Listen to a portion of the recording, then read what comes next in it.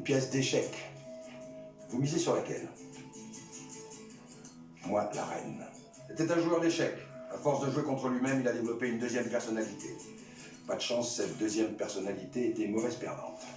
Il a fini par s'assassiner. C'est pas toujours simple de vivre avec son double. Et parfois même, ça se termine dans le plus grand des chaos.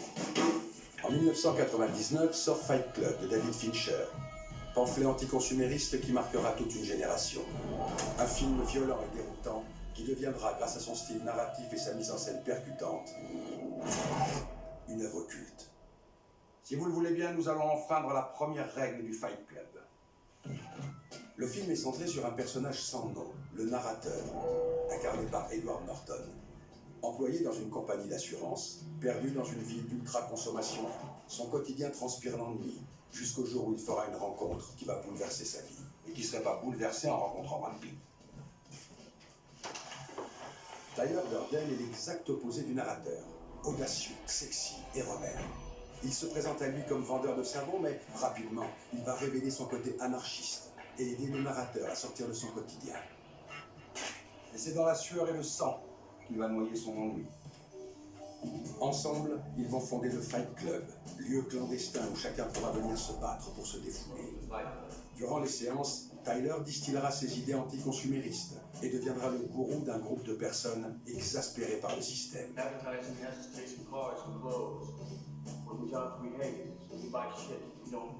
Il finira par mettre cette petite armée au service d'un projet bien plus grand. Le projet Chaos, dont le but est de détruire des bâtiments financiers et déclencher ainsi une catastrophe économique. Mais à l'aube de l'accomplissement du projet Chaos, Tyler trouvera la mort. Le twist final nous révèle que le narrateur et Tyler sont en réalité une seule et même personne. Totalement imaginaire, ce double avait été créé par le narrateur afin de rompre la monotonie de son quotidien. Mais comprenant les réelles intentions de Tyler, il décide de reprendre le contrôle et de se débarrasser de lui. Et comment se débarrasser de quelqu'un qui est dans sa tête? Le narrateur se tire une balle dans la bouche et tue son double encombrant qui s'effondre sous nos yeux avant de disparaître de l'écran. Il est ensuite rejoint par Marla, sa petite amie, et ils assisteront ensemble à l'accomplissement du projet de Tyler.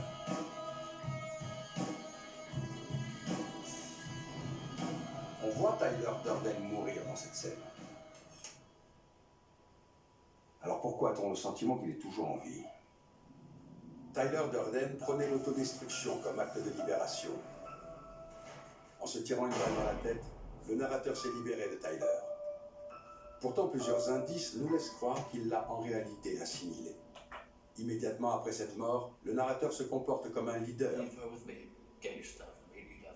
révélant aux yeux du spectateur un charisme inédit. Il fait preuve d'audace pour la première fois auprès de Marla en lui prenant la main.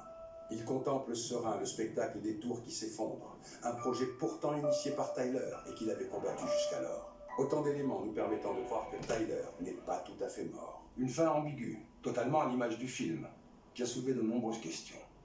La scène finale de Fight Club a donné naissance à d'innombrables interprétations. Les fans, en quête de réponses, ont établi de nombreuses hypothèses, à coups de capture d'écran, zoom dans l'image et chasse aux détails. Même les grands médias s'y sont intéressés, reprenant les théories les plus relayées. Beaucoup de théories basées sur la dualité du narrateur. Et si Tyler Durden avait lui aussi une double personnalité? La première, c'est le Tyler Durden du début du film.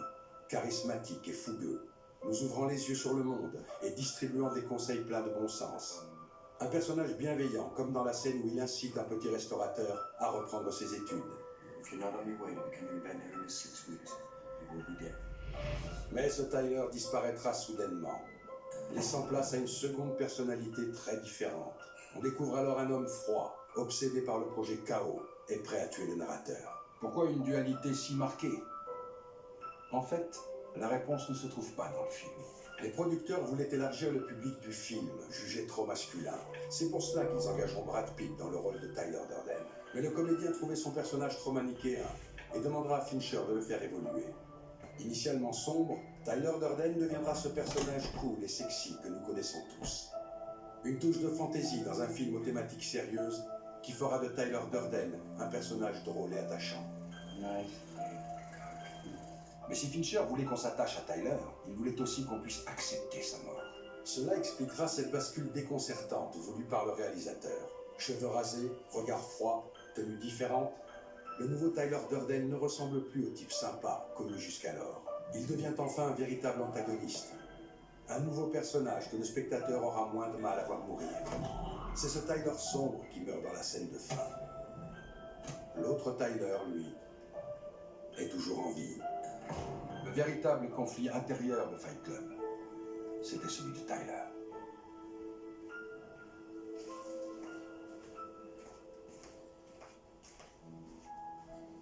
C'est donc le Tyler audacieux et charismatique du début du film qui a été assimilé par le narrateur, après s'être tiré une balle dans la tête, ce qui expliquera son changement d'attitude.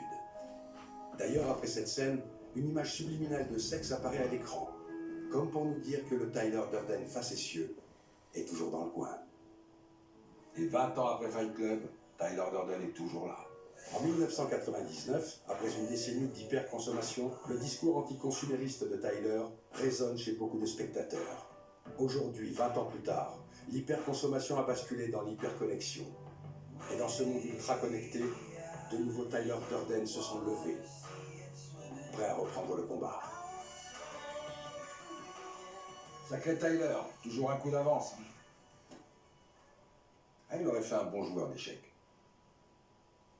Alors, voyons ça.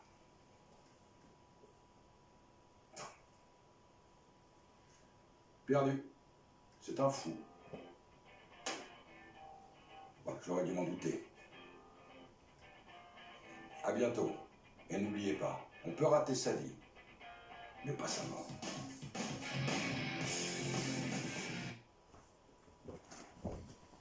Voilà, j'espère que cet extrait vous aura fait un peu comprendre dans quel état psychique je me trouve, sans basculer vers l'hystérie, évidemment. Mais quand t'as compris tout ça, et que t'as vu ce film Fight Club à l'âge de... Il est sorti quand déjà 99 ? Ouais, bah, j'avais 18 ans, le droit de vote, et je venais de voir ce film. Prenez soin de vous, bisous.